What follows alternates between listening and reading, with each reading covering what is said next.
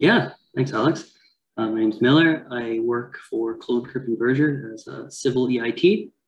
I graduated from Queen's University last spring in May and moved out to BC from Ontario to start a job.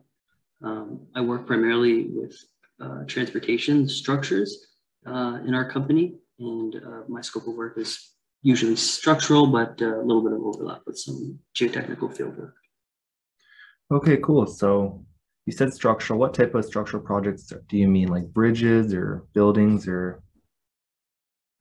It's a bit of a hodgepodge. So primarily I do bridges, but we also do a number of retaining walls for various projects, for highway projects, for rail projects, dam and hydroelectric projects. So I'm involved with some of that.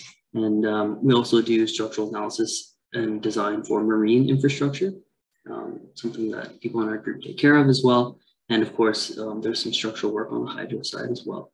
So I'm usually involved with bridges and like retaining structures, stuff like that. But there's a lot of structural work that happens in our group. Okay, cool. So a lot of diversity. Would you say Mhm. you're usually working on all those projects like simultaneously, like you have to juggle jobs, or are you kind of usually focused on one thing at a time? So it depends. There's ebbs and flows to consulting engineering, depending on the workload at any given time. Usually people have like one or two projects on the go, could be more, could be less, depending on your involvement. And then typically you'll work on a project if you get involved with it right from the get-go, from concept all the way through to design and then construction. Okay, cool. So then on those projects, what would you say an average day looks like, kind of a day in the life?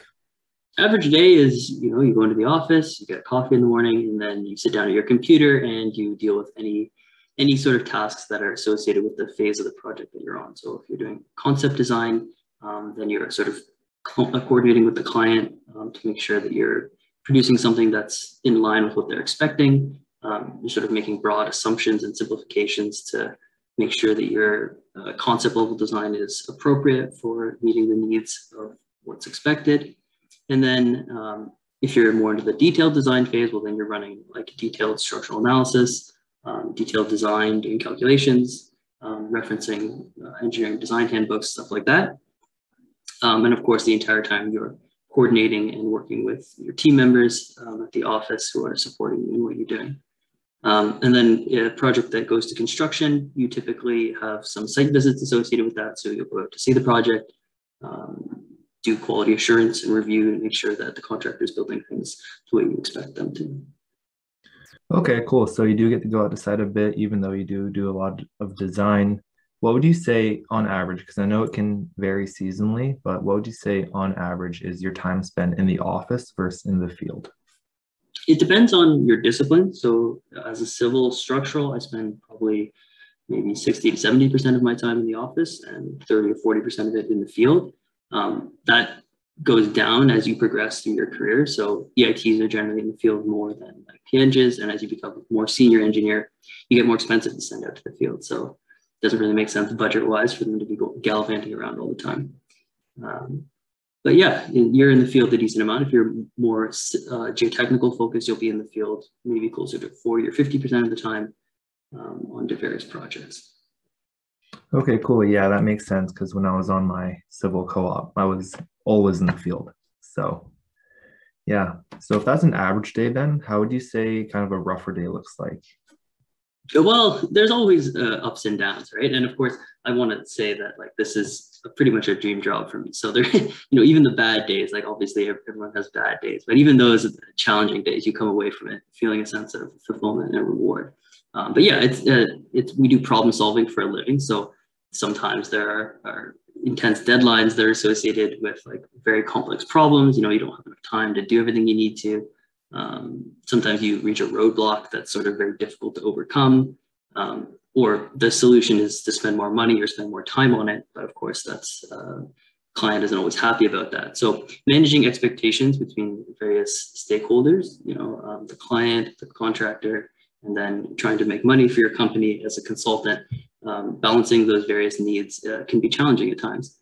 But I find the work is very rewarding in the end. Okay, cool. So kind of building on that rewarding part of the job, what would a really good day look like then? What days kind of stand out to you as highlights of the job? Yeah, I really like going in the field. I know that as my career progresses, I'll be more and more in the office. And so I really enjoy my site time. It's also one of the main reasons that I wanted to pursue civil engineering as a career. I really liked that there's a field component where you get to go out and see your work actually getting built in front of you. That sort of had a very pleasing appeal to me. And so a really good day is like, you go out and you see, this beautiful structure that you've designed being built perfectly fine with no problems or issues whatsoever. A contractor is saying, yep, you did a great job. Everything's going well. You're under budget. You're you're flying along in your timeline quicker than expected. Of course, that probably will never happen, but a perfect day for me is like going out on site and seeing something that I've been working on come to fruition. Okay, that's awesome to hear. For students who are considering going into civil engineering, what would you advise to them? Any kind of tidbits of information, or what do you think?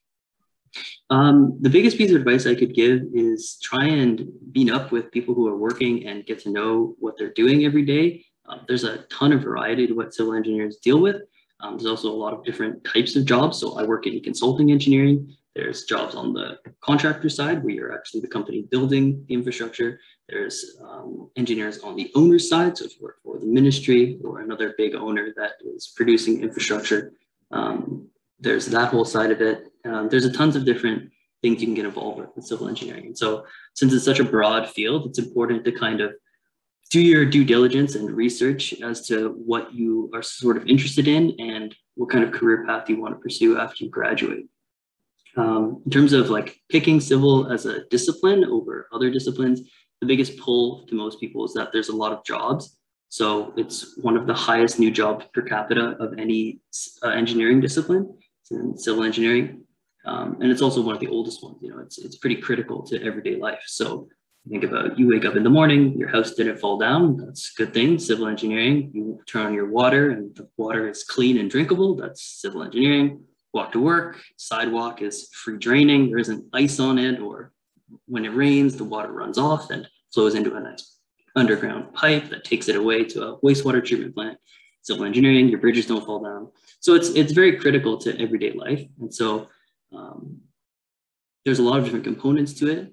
Biggest piece of advice I could give is try and speak with people who work in the industry, speak with them about what they do every day and what you could see yourself doing, and then try and get a job in the industry as well. It's not always easy, but as you were saying, there's co-op programs at most universities. If you cold call around enough, I'm sure you can find a small engineering company that's willing to take you on as an intern or co-op student and just absorb everything that they do. And that really sort of gives you a good idea of where you want to go. Yeah, I definitely say like when I was in high school and I was looking into civil engineering, I didn't really understand how wide it actually was. Because like you said, drinking water, you don't think civil engineer when you hear drinking water, but that's a huge part of civil engineering is water distribution and project management and just a ton of stuff that people should really look into when considering that as a career and just the breadth of it.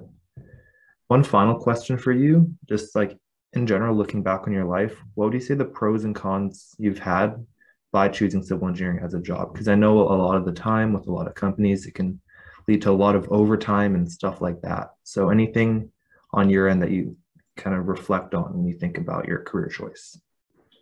There's a lot of pros. So I get to, like I was mentioning, I get to go in the field.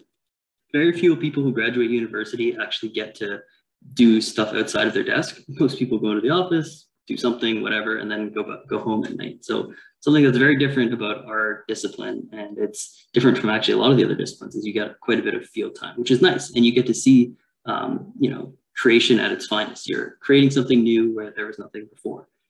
So that's a very exciting highlight. Like I was saying, there's a lot of jobs. And so pretty much anywhere where there's civilization, you can find a job in civil engineering, right? Because something is going to be needed there.